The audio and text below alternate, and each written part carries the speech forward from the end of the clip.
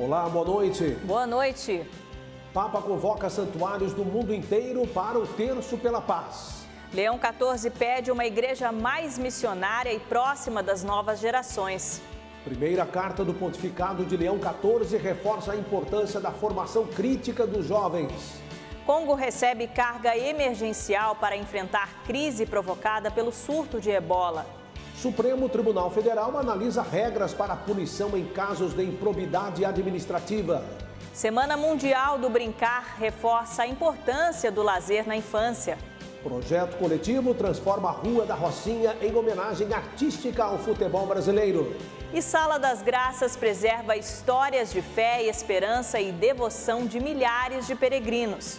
O Canção Nova Notícias está começando. Porque comunicar vida e esperança também é um compromisso com a verdade.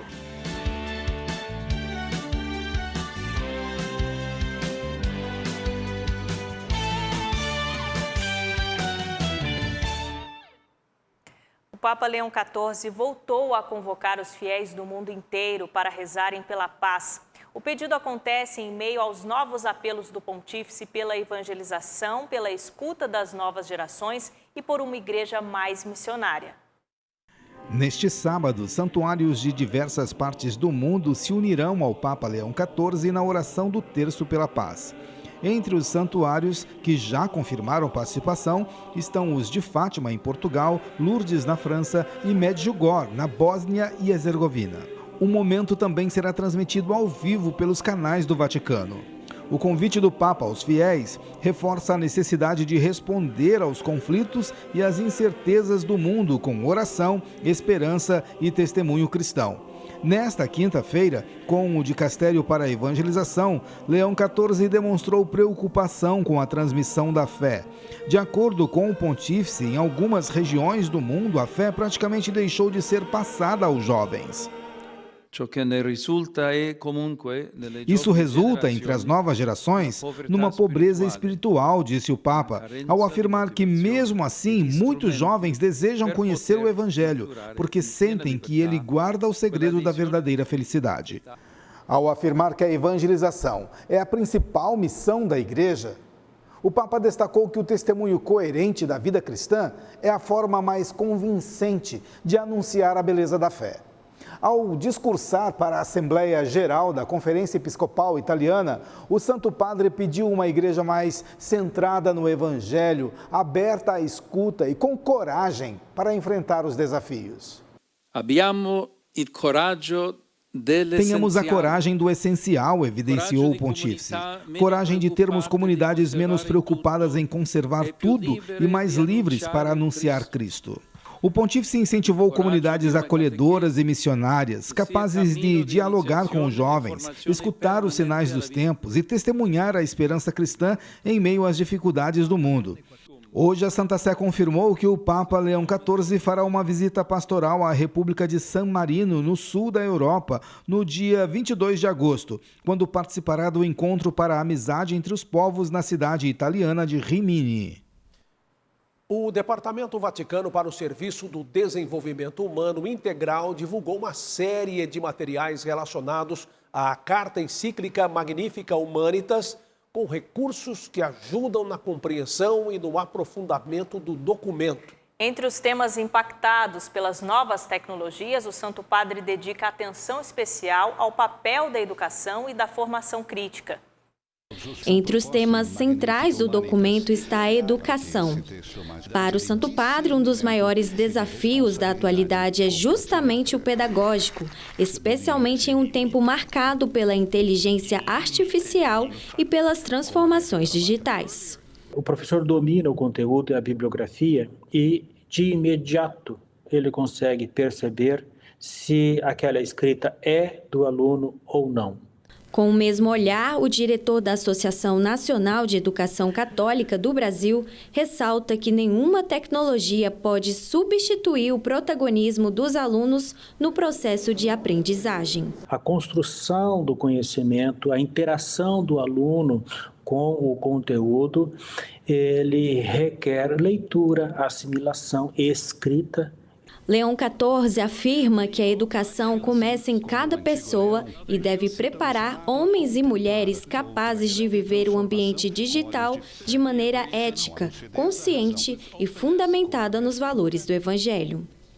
Ao longo da carta, o Papa Leão XIV propõe uma profunda reflexão sobre o espaço que as novas tecnologias vêm ocupando na vida das pessoas. Diante do avanço da inteligência artificial, o Santo Padre faz um apelo para que o mundo não perca de vista a dignidade humana e continue testemunhando a beleza de uma humanidade habitada por Deus.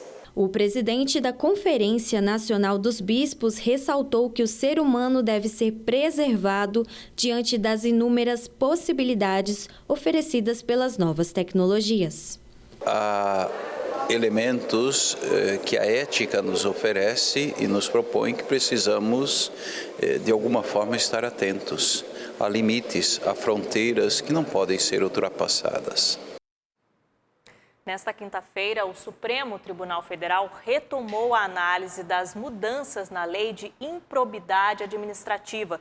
No Congresso Nacional, os senadores apresentam alternativas à proposta que põe fim à escala 6x1. Vamos então a Brasília, onde a repórter Aline Campelo traz as informações. Boa noite para você, Aline.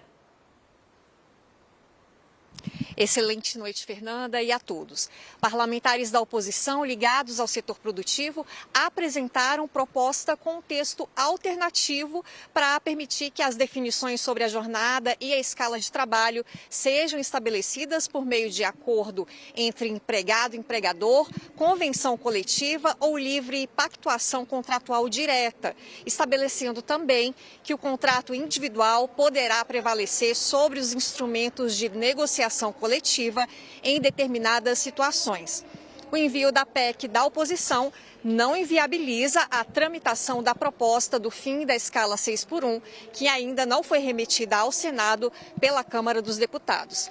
E na Suprema Corte, os ministros analisam nesta quinta-feira uma série de mudanças na lei de improbidade administrativa, com uma lista de condutas que podem ser sancionadas, o abrandamento de penas e a possibilidade de suspensão de direitos políticos de condenados. As alterações promovidas pela norma aprovada em 2021 foram tema de 4 processos da sessão do STF desta tarde. Os casos estão sob relatoria dos ministros André Mendonça, Alexandre de Moraes e Dias Toffoli e envolvem pedidos e questionamentos feitos, entre outras entidades, pelo Ministério Público de São Paulo e a Ordem dos Advogados do Brasil. A gente vai seguir acompanhando, eu volto com vocês no estúdio. Fernanda. Muito obrigada, Aline, pelas informações. Boa noite, bom descanso para vocês em Brasília. Após o intervalo, bioética ganha destaque em debates sobre fim da vida e decisões médicas. 100 toneladas de suprimentos chegam ao Congo para ajudar a conter o surto de ebola.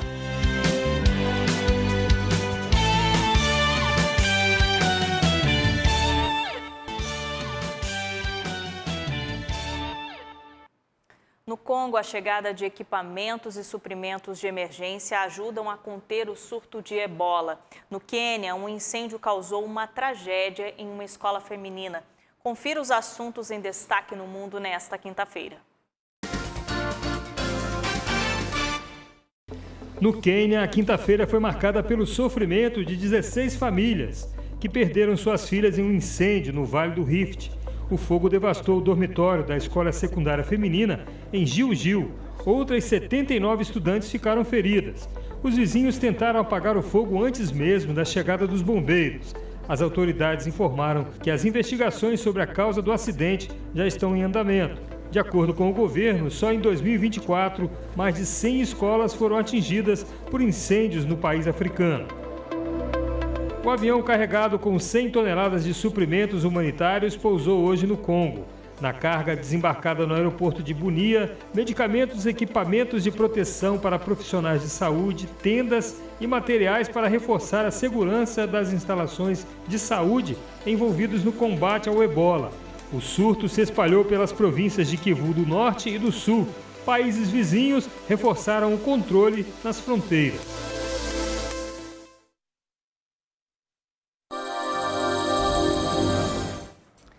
Olá, uma boa noite para você.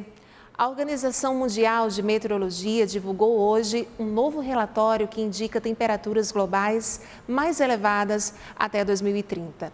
O relatório também aponta a situação de alerta para ondas de calor em 16 regiões da França, incluindo Paris. Hoje a capital francesa teve alerta laranja com termômetros que marcaram os 35 graus. Na Itália, 4 cidades foram colocadas em alerta vermelho, entre elas Roma, Florença, Bolonha e Turim. Aqui no Brasil, o tempo fica firme em grande parte do país e pode chover no litoral do Nordeste, mas os temporais se concentram mesmo no extremo norte.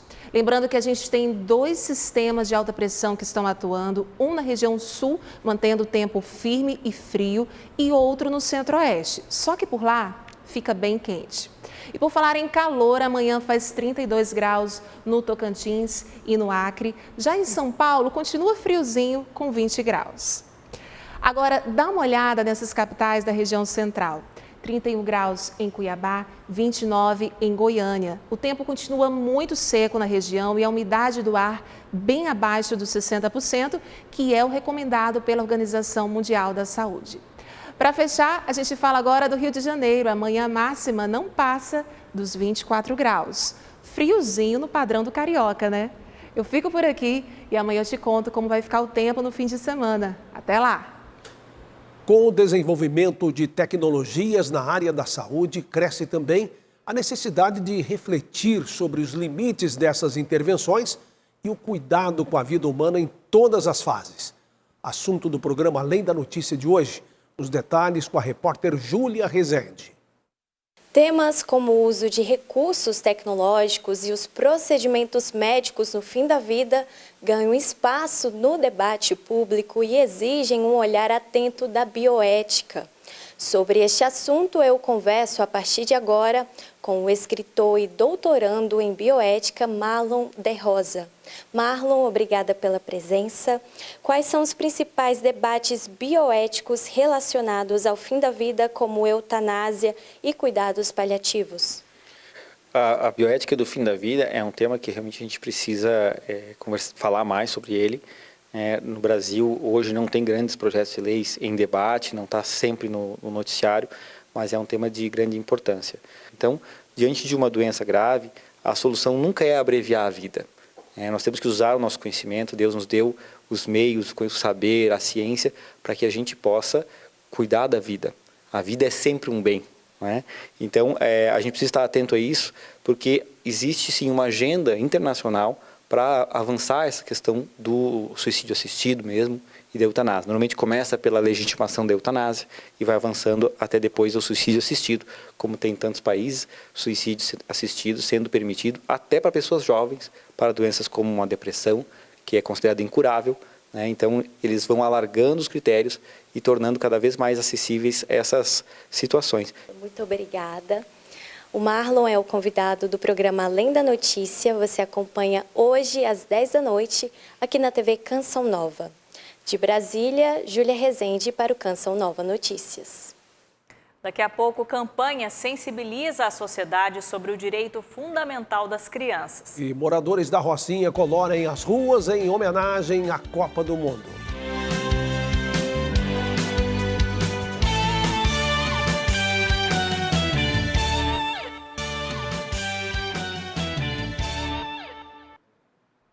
Brincar é um direito garantido por lei no Brasil pelo Estatuto da Criança e do Adolescente. Para reforçar a importância dos momentos de lazer na infância, uma campanha anual orienta e sensibiliza a sociedade sobre o assunto. Brincar ao ar livre está na rotina de Catarina, Helena e do pequeno Bernardo. Momentos que acontecem após o período de estudos e que sempre foram incentivados pelos pais. A gente geralmente faz um lanchinho e depois tem um tempo para brincar, antes de tomar banho e a rotina da parte da tarde. A gente tem filhos de 1 ano e meio a 8 anos, são fases bem distintas, então a gente prefere evitar ao máximo a questão das telas.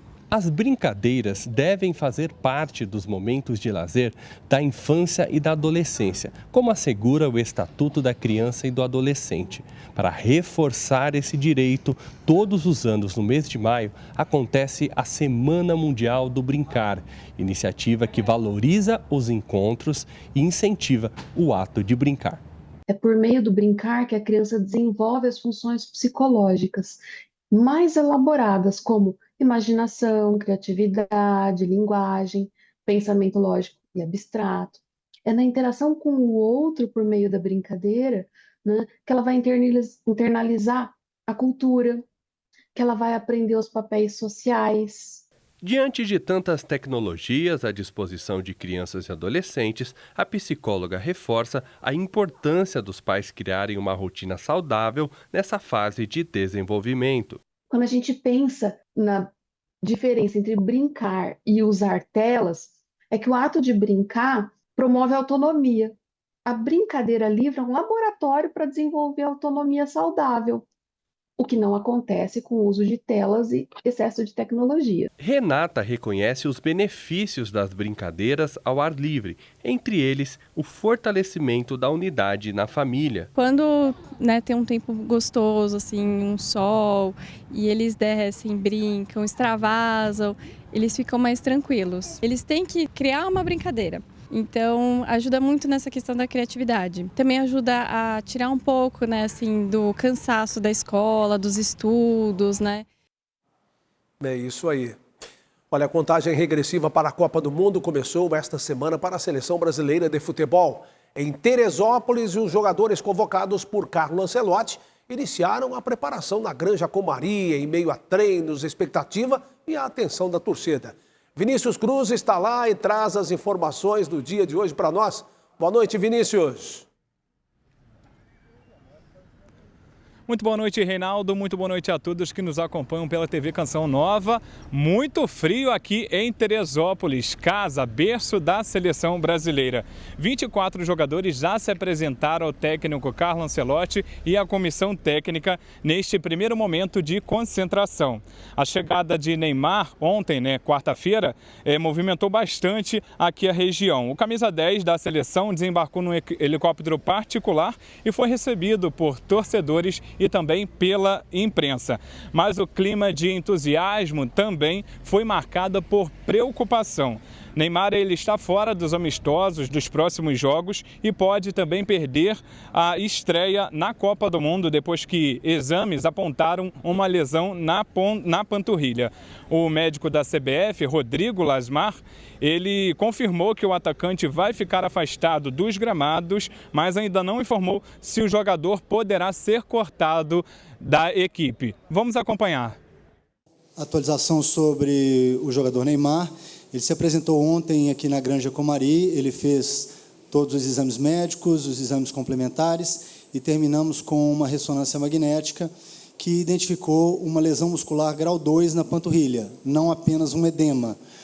O atleta ele segue em tratamento, a nossa expectativa é que num prazo de 2 a 3 semanas ele esteja liberado, claro, conosco ele está em tratamento intensivo, a gente tem condição de avaliar dia a dia essa evolução, mas a expectativa, a princípio, é essa.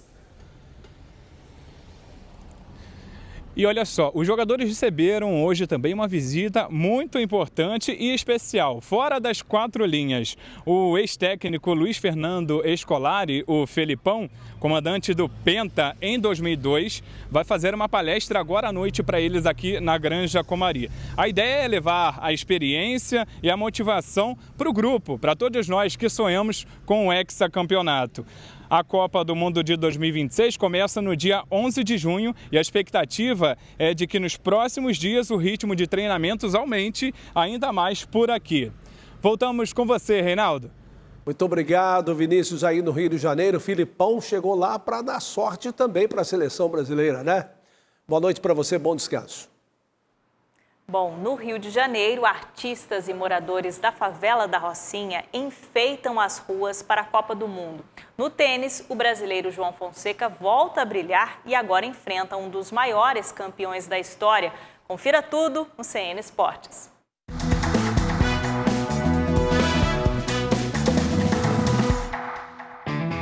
Olá, boa noite.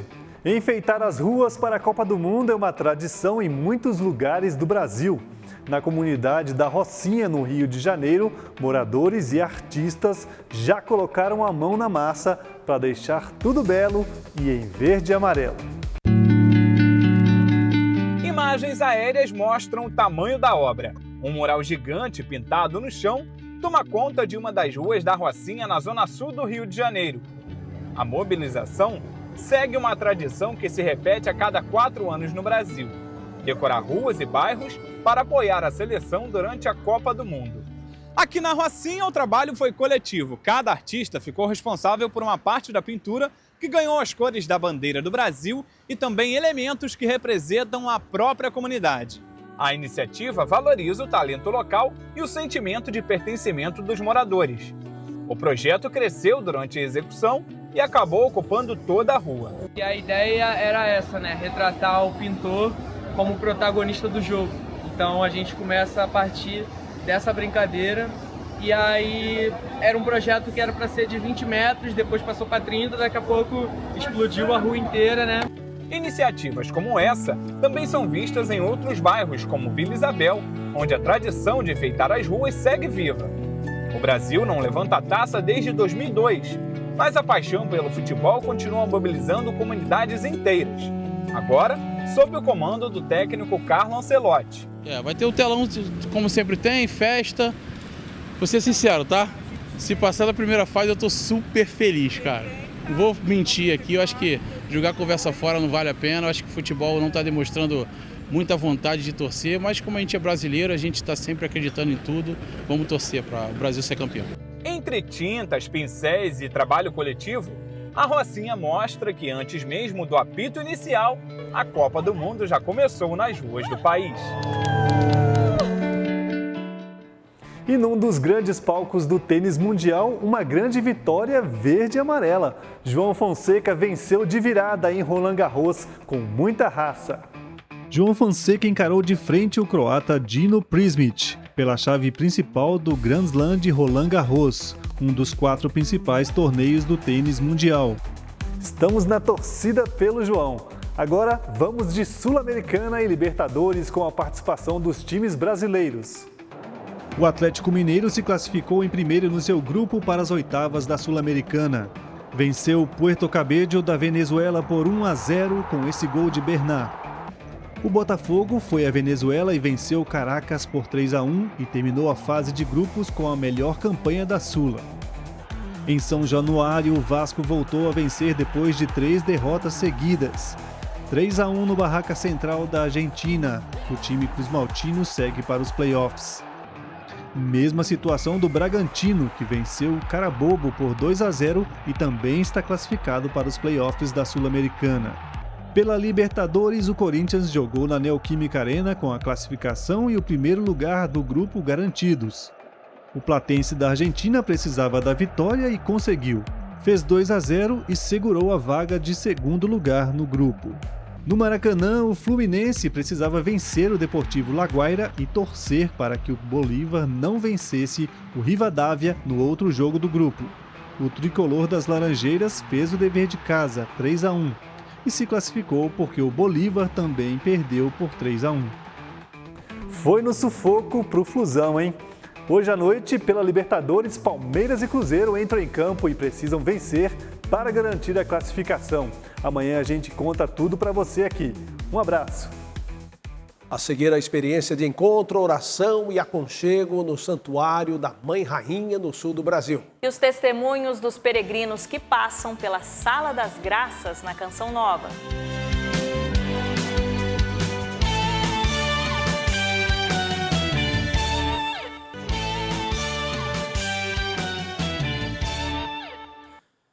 Estamos de volta com Canção Nova Notícias. Em meio à correria diária, a espiritualidade cristã convida cada um de nós ao equilíbrio interior.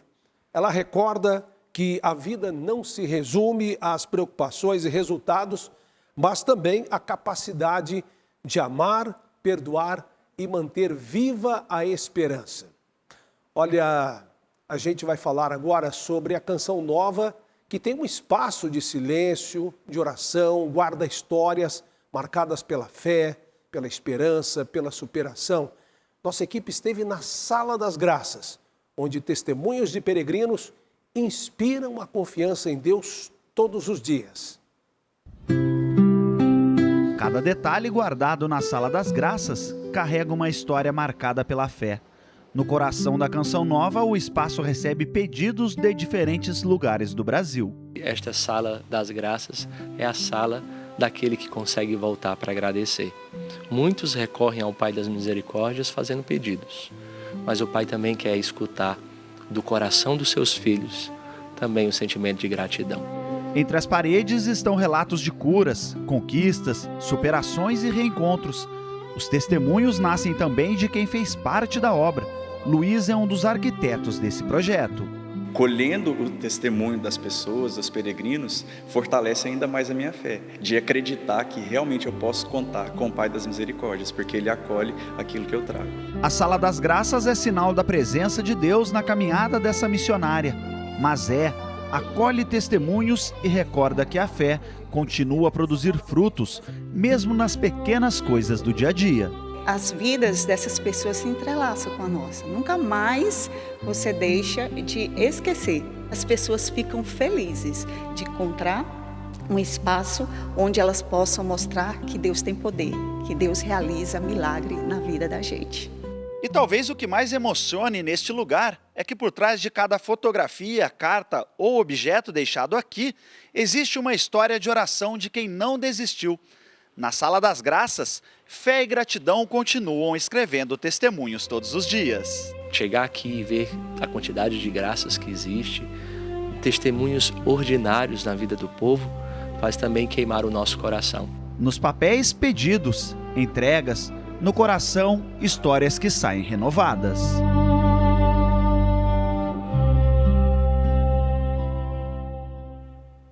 E agora a gente recebe o padre Márcio Prado, que é responsável pelos padres da Canção Nova, que está aqui conosco para conversar um pouquinho sobre a realidade e falar da festa do Pai das Misericórdias.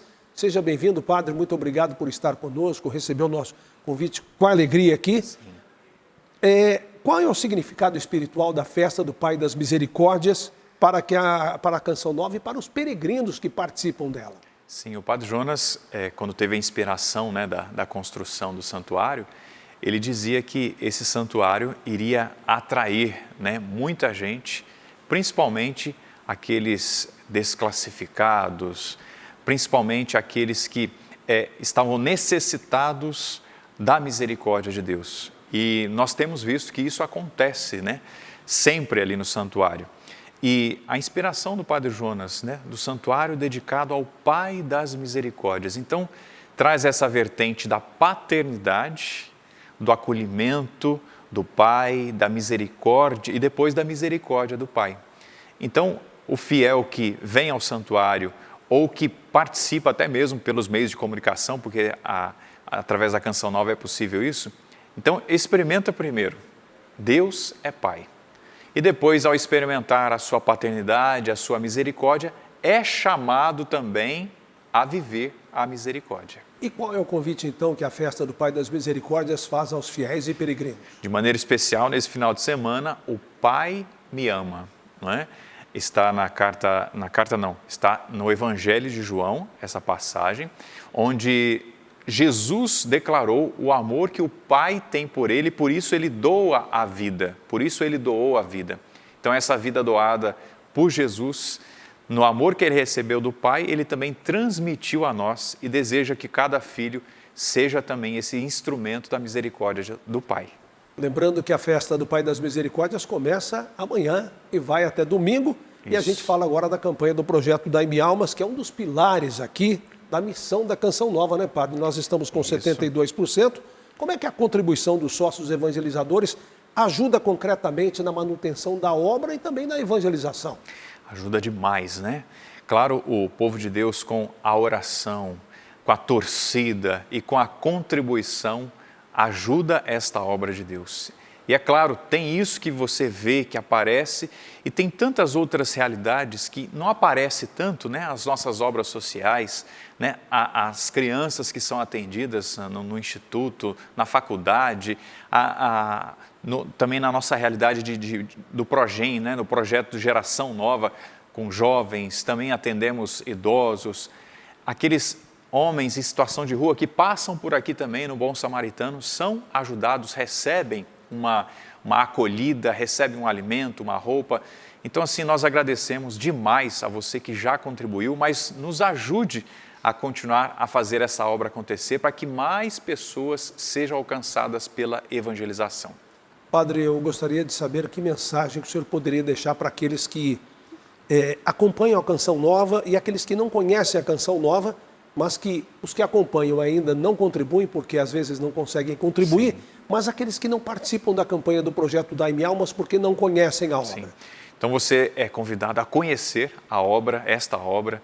Acesse aí na internet, cançãonova.com, acesse os nossos conteúdos, baixa aí já no seu smartphone, na sua televisão, o CN Plus. Tem muita coisa boa lá, gratuita, minha gente, que você pode experimentar, escutar filmes, documentários, a nossa rádio, a televisão, está tudo lá no CN Plus. Então você é convidado a acessar, a baixar então este aplicativo. E essa aqui é uma obra de Deus, é uma obra da Igreja Católica Apostólica Romana. Nós nascemos para evangelizar, para salvar almas. É o legado do nosso Pai fundador aqui. Então você que está chegando agora, seja bem-vindo, conheça ainda mais a nossa obra e venha fazer parte desta família. Deus abençoe você. Conhecer para amar, né, Padre? Isso. Para amar a obra, para amar o que acontece e o que essa obra faz de bom para tantas pessoas. Exatamente. Em todo esse Brasil e fora do Brasil, né? Isso. Fora do Brasil nós temos outras casas também, né, que buscam a evangelização nessas outras realidades, né, nesses outros países. Então vale a pena você conhecer essa obra de Deus. Com certeza você vai se apaixonar e ajudar a gente também. Padre Márcio, muito obrigado pela presença. Olha aqui comigo, ó, 72%. Sim, nós estamos com 72% na campanha de setembro. Amanhã é o último dia útil do mês de maio. Por isso fica o convite para você. Doe pelo Pix com a chave pix.doação@cançãonova.com. E muito obrigado por sua fidelidade, o seu comprometimento, não é, Padre? Agradecemos mesmo a você que sofre com a gente, que faz a sua contribuição. E vamos lá, rumo ao 100%. Uma ótima noite, Padre. Muito obrigado. Boa noite. Muito além da tradição religiosa, a devoção à Mãe Rainha se tornou símbolo de amparo e fortalecimento para milhares de pessoas. Nesta reportagem, veja como a fé mariana continua inspirando os devotos de Schanstatt. Aparecida, Nossa Senhora de Fátima, Auxiliadora, Mãe Rainha. Diferentes títulos que expressam a mesma devoção à Virgem Maria, Mãe de Jesus e também Mãe dos cristãos. Uma devoção marcada pela fé, acolhimento e uma história centenária. Tudo começou com o padre José Quentenich, que foi o fundador, ele juntamente com jovens seminaristas, que fez o convite para que a Mãe de Deus se estabelecesse no santuário. Foi a partir daquele dia 18 de outubro de 1914 que toda essa bonita devoção à Mãe Rainha passou a acontecer. Esse ano, as irmãs de Schanstatt celebram 100 anos. Em um período marcado por desafios sociais e emocionais, a devoção à Mãe Rainha representa acolhimento, esperança e fortalecimento espiritual. Pelos 100 anos, o nosso santuário, então, recebeu a graça de ser um santuário indulgenciado, indulgências plenárias. Então, no lugar onde tem uma irmã de Maria atuando, aquele santuário é um santuário onde todo fiel alcança a indulgência plenária. Então, para nós, isso é um motivo de grande alegria saber que nós somamos com a nossa igreja. Para quem visita o santuário, a experiência de encontro, oração e aconchego no colo de mãe. Eu vinha com meus filhos pequenos aqui, eu fazia novena, a gente fazia novena de joelhos inteira, eu falo, hoje em dia é bem tranquilo de fazer. Meus filhos ficavam brincando aqui fora e eu fazia novena. Hoje eles já são pais, né? Hoje eu estou bem emocionada porque 41 anos de santuário e eu frequento há 40 anos aqui. E há 100 anos, as irmãs de Schoestatt mantêm vivo o legado de fé e devoção inspirado pela Virgem Maria. Então, nossa missão aqui em todo o mundo é ser presença de Maria. No mundo, existe mais de 200 santuários de Schoestatt e no Brasil, 25 santuários. Cada pessoa que chega neste lugar de graças, ele é convidado a, como a Mãe de Deus, a cantar, a rezar, a agradecer as maravilhas que Deus tem operado na sua vida. E como o nosso fundador dizia, a melhor maneira de pedir já é agradecer pelaquela graça alcançada. E é isso que os fiéis vêm fazer aqui neste santuário.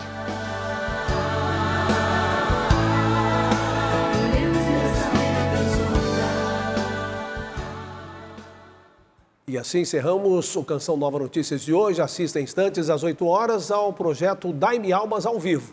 Boa noite, paz para você. Uma ótima noite a você e sua família.